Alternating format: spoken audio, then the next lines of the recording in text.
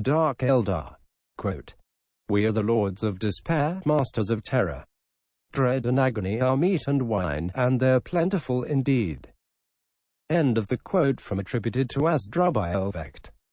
The Dark Eldar, referred to more correctly as the Drukhari or Dark Ones in the Aeldari Lexicon, are the forsaken and corrupt Aeldari kindred of the Craftworld Asuryani, an ancient and highly advanced alien race of fair humanoids.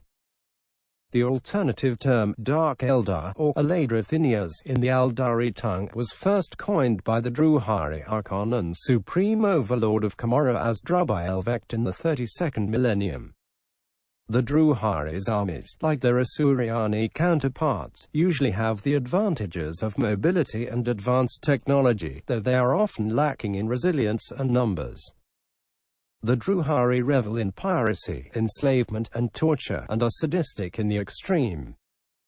Dark Eldar armies make use of various anti-gravity skimmers such as Raiders and Ravagers to launch high-speed attacks. They strike with little or no warning, using an interdimensional labyrinth known as the webway to traverse the galaxy safely and far more quickly than most advanced starfaring species are able to with their warp jumps. The Drukhari are unique amongst the intelligent races of the Milky Way galaxy because they do not live on a settled world or worlds, but rather the bulk of their population is concentrated in one foul city-state, the Dark City of Commorragh, that lies within the ordered immaterium of the Aeldari webway. The Drukhari are mainly pirates and slavers who prey on targets across the galaxy to feed their unholy appetites for other sentient beings' souls, a terrible desire called the thirst, though they are sometimes used as mercenaries by other starfaring species. The Drukhari are the living embodiments of all that is wanton and cruel in the Aeldari character. Highly intelligent and devious to the point of obsession, these piratical people revel in the physical and emotional pain of others, for feeding upon the psychic residue of suffering is the only way they can stave off the slow consumption by the chaos god Slaanesh of their own souls. The Drukhari, particularly their warrior castes, are tall, lithe, white-skinned humanoids. Their alabaster skin is death-like in its pallor, for there is no true life-giving sun within their dark realm to provide color. Their athletic bodies are defined by whipcord muscle, shaped and enhanced until they are physically stronger on average than the Craftworld Aeldari counterparts, as the Drukhari prize physical and martial prowess highly. Yet for all the physical beauty by human standards, the Drukhari are still repugnant monsters. When viewed with the witch sight of a psyker, the Drukhari's black souls are revealed, for they eternally thirst only for the anguish and torment of other thinking beings in order to fill their own infinite emptiness. Unlike their Craftworld Aeldari cousins, the Drukhari do not integrate the still powerful latent psychic abilities into the culture, and indeed have a great disdain for psykers of any kind. This is because, for the Drukhari, the use of psychic abilities would only further draw the attention of she who thirsts Slaanesh upon them, and the souls are already at risk enough of being devoured by the Prince of Chaos. Nomenclature.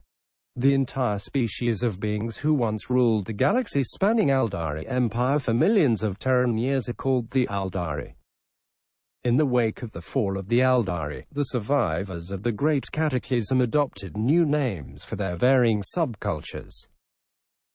The Aeldari who fled their ancient empire in the Craftworld eventually called themselves the Asuryani, since their culture was redefined by the decision to pursue the Asuryani path that they believed had been laid out for them by the chief Aeldari god, the Phoenix King Asurian. The Aeldari who fled their ancient empire in the Craftworld eventually called themselves the Asuryani, since their culture was redefined by the decision to pursue the Asuryani path that they believed had been laid out for them by the chief Aeldari god, the Phoenix King Asurian. Linguistically reflecting the diminished status, the Asuryani made themselves known to outsiders as Eldar, a name that came to be applied mistakenly to the entire species by imperial savants for many millennia.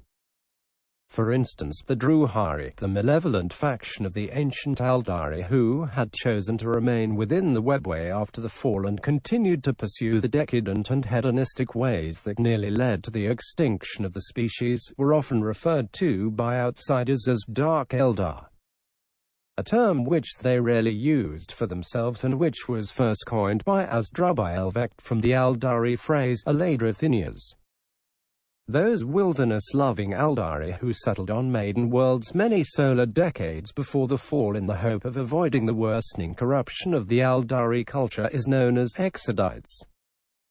The servants of the Eldari laughing god Sigarash, who were protected by his influence within the webway from being slain during the fall, are called the Harlequins in the most common translation of the Eldari term for the faction into Low Gothic.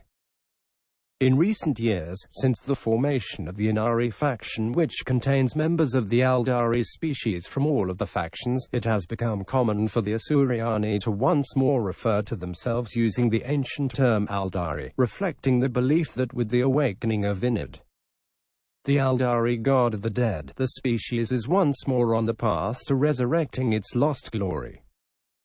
In the era Indomitus, the term Eldari has come to be preferred to Eldar, though the original name for the Asuryani, best known by the Imperium of Man, is still often used interchangeably. However, it is now more correct to refer to the Eldari of the Craftworlds as simply Eldari, Craftworld Eldari, or when comparing them to the other Eldari factions, the Asuryani. The Drukhari are still often referred to in the Imperium as Dark Eldar. History.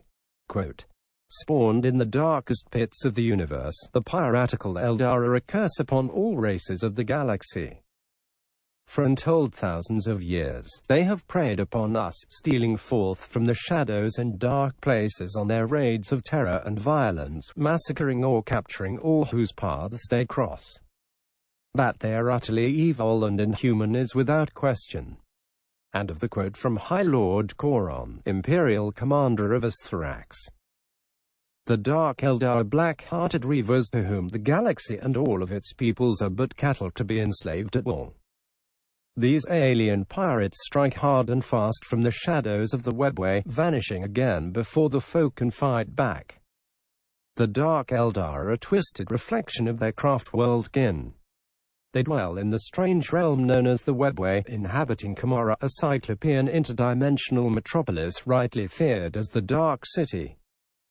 The Dark Eldar feeds on a negative emotion, dedicating themselves to a non-stop war with real space in which they strive to inflict as much pain and misery as they possibly can.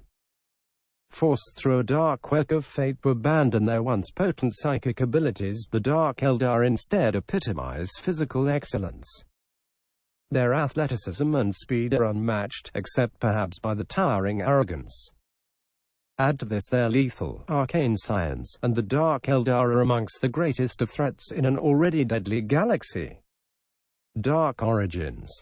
10,000 Terran years ago, amid the apocalyptic screams of a newborn god, the mighty Eldar Empire fell to ruin. Yet the architects of this catastrophe were spared the worst of its wrath, hidden deep within the bounds of the webway. They lurk there still, a race of unrepentant monsters damned to suffer an eternal thirst for the pain of others. The Dark Eldar have fallen from true grace in the most profound of ways. Their roots as a culture lie at the very height of ancient Eldar society, when theirs was perhaps the most highly advanced species in the Milky Way galaxy. The Eldar once boasted mastery over an interstellar civilization that was the greatest seen in the galaxy since that of the Old Ones. The various cultures of the Eldar that exist today in the 41st millennium are only shadows of the glory of that ancient Eldar empire. The true origins of those who now call themselves the Dark Eldar can be found in hidden enclaves amidst the atrocity and mayhem of the terrible time of the fall of the Eldar, the great cataclysm that nearly destroyed the entire Eldar race. It was an event so terrible that not only did it kill trillions of Eldar, but it breached the dimensional barrier between real space and the warp, and gave birth to the chaos god Slanesh. The ancient Eldar had perfected the science and technology to such an extent that they could remake planets and quench the light of the very stars at a whim. The need for labor or hard work in Eldar society became nothing but a dim memory of a difficult past. The Eldar, arrogant in the belief that they were now the true masters of their destiny, spent more and more of the time in esoteric pursuits and entertainments intended to escape the ennui that set in over the course of the centuries-long lives of ease and comfort. The Eldar mind and psyche is a thing of duality. It can experience zeniths of bliss and nadirs of suffering far more keenly than that of the other intelligent starfaring races of the galaxy, including mankind. The Eldar were capable of becoming just as irredeemably corrupt as they were of transcending their flaws and touching the divine. With so much power at their hands, the core worlds of the Eldar Empire, once the height of civilization in the known universe, became centered solely on the pursuit of individual fulfillment and self-gratification. To understand the reasons for the fall, it is necessary to know something of the Eldar mind and soul. An Eldar's mind is incredibly complex. The senses are extremely sharp, able to perceive incredible levels of detail. Their emotions can be so strong that humans are merely pale shadows by comparison. Their emotions can be so strong that humans are merely pale shadows by comparison. They are extremely intelligent, their thought processes are much faster than a human's. All of this means that an Eldar experiences the universe and all its sensations to a greatly heightened degree compared to a human. Similarly, an Eldar soul is much brighter in the warp than those of lesser sentients like humans who do not possess such potent psychic abilities. Eldar are able to affect the nether realm of the warp much more than most other intelligent races. Every Eldar is a latent psychic and has the ability to become a very powerful psyker with training. It is the psychic strength of the Eldar souls that was one of the primary causes of the downfall. Before the fall, during humanity's dark age of technology, the Eldar had an immense galaxy-spanning empire comprising thousands of worlds, and some claimed that it was larger and more powerful than even the Imperium of Man at the height of its power. The Eldar lived in relative peace. Barbarian races such as the Orcs were kept at easily manageable numbers and never had the strength to threaten the might of the Eldar Empire. The humans were not yet virulently xenophobic and did not have a large interstellar domain, and the Tyranitai fleets remained unknown. The Cetin and Necrons, the ancient foes of the Eldar, had been defeated long before and still remained dormant, in the midst of the Great Sleep. Life on the Eldar worlds was idyllic, with fantastically sophisticated machines that took care of all the labor and manufacturing required to keep an advanced society functioning, leaving the Eldar free to indulge in other, more aesthetic pursuits. With all menial work taken care of for them, the Eldar became indolent and decadent. They began to explore more deeply the arts of pleasure, delving ever deeper into hedonism. They began to explore more deeply the arts of pleasure, delving ever deeper into hedonism.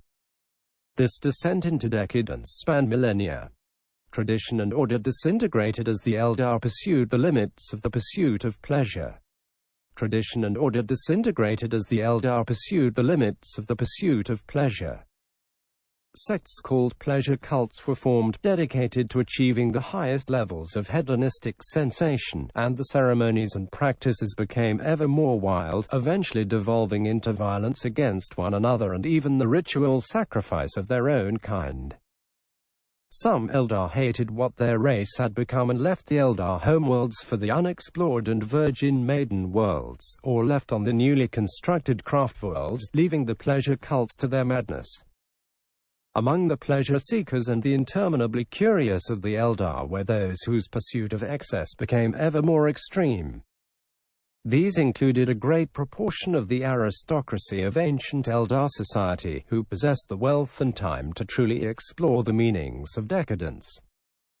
One by one, the leaders of the pleasure cults that were becoming the centerpiece of Eldar society became obsessed with their own power. They relocated their headquarters to the labyrinthine dimension known as the Eldar Webway, for so great was the political influence that they could command the construction of entire extra-dimensional sub-realms just for themselves.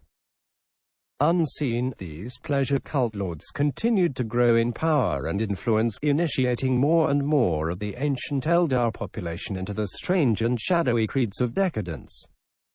The Eldar are the most psychically gifted of all sentient beings in the galaxy, and as the corruption gradually seduced them, the echoes of their ecstasy and agony began to ripple through time and space. In the parallel dimension of the immaterium, the warp, the reflections of these intense experiences began to coalesce. As the shifting tides of the chaotic empire can take form around the raw emotions emitted by the sentient beings of the material universe and attract even more of such similar psychic energies to themselves. The constant stream of individual selfishness and indulgence pouring into the warp from the Eldar Empire nourished and empowered that which lay within, a nascent god of pleasure and pain, content to wait and to grow. As the Eldari Empire sank into corruption and decadence, brother turned against brother in pursuit of ever more extreme and darker pleasures. Some of the wiser Eldar, however, foresaw the disaster that was approaching the society and fled from the Eldar core worlds to safety. The first of these was the Exodites, who chose to establish a network of Eldar planetary colonies known as the Maiden Worlds far from the blighted heart of the Empire. Many of these Exodite colonies still exist in the galaxy, their cultures living in a symbiotic relationship with the world spirits of the planets they call home and protect. Among the last Eldar to escape from the Empire's core before the fall were the ancestors of the present day's Craftworld Eldar. As the society collapsed into civilization-wide insanity, these Eldar recoiled in horror from what they were becoming. Realizing that they stood upon the brink of destruction, they bent the considerable resources to the construction of the massive craftworlds, the graceful space-borne cities that were the size of small moons. The Eldar of the craftworlds retreated into asceticism and spiritual introspection, preserving what they could of their ancient ways and culture before the time of the pleasure cults. They left the core worlds of the Eldar Empire behind for the dubious safety of deep space, to the laughter and contempt of those who remained behind. Some even managed to flee far enough to escape the terrible destruction of the fall. The Eldar, exceptionally psychically gifted as a race, and as they wallowed ever deeper into corruption, echoes of both agony and ecstasy began to ripple through time and space. In the parallel dimension of the warp, the reflections of these intense experiences began to coalesce, for the shifting tides of the Empire can take form around raw emotions, feeding on them and growing strong, even sentient. The constant stream of indulgence and depravity pouring from the Eldar Empire was as unstoppable as a tide. It nourished and empowered that which crystallized at its center, a nascent god of accessed content at first simply to wait and to grow. The long millennia of Eldar hedonism had made a massive impact in the psychic realm of chaos.